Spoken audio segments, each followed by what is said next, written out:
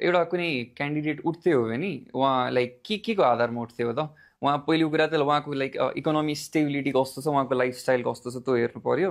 अनि अब उहाँ लाइक अब इलिट ब्याकग्राउन्ड भनिन्छ नि, लाइक अब खत्रै पढे लेखेको मान्छे, उहाँको लाइफ अलरेडी राम्रै भइरहेछ, उहाँको कुनै व्यापार छ अथवा उहाँ कुनै संस्था भनौँ अथवा उहाँ कुनै केही ब्याकग्राउन्डबाट आउनुहुन्छ, उहाँ कसरी आफ्नो जीविकोपार्जन गर्दै हुनुहुन्छ त? अब के क्यापेबल मान्छे हो कि नाइ, त्यो सबै चिज हेर्नु पर्यो।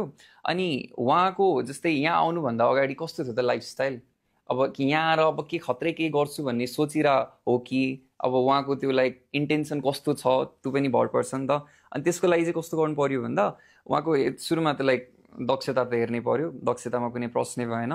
र उहाँले गरेको पुरानो क्रियाकलाप कस्तो छ र उहाँको एकचोटि लाइक प्रपर ब्याकग्राउन्ड चाहिँ, किनकि कोही मान्छे उठ्थ्यो हो भने उहाँको बारेमा सबै चिज थाहा हुनु पर्यो नि त। अनि उहाँको कुनै डर्ट हुनु भएन, कुनै पछाडि पहिले गरेको कुनै पनि त्यस्तो क्रियाकलापहरू हुनु भएन।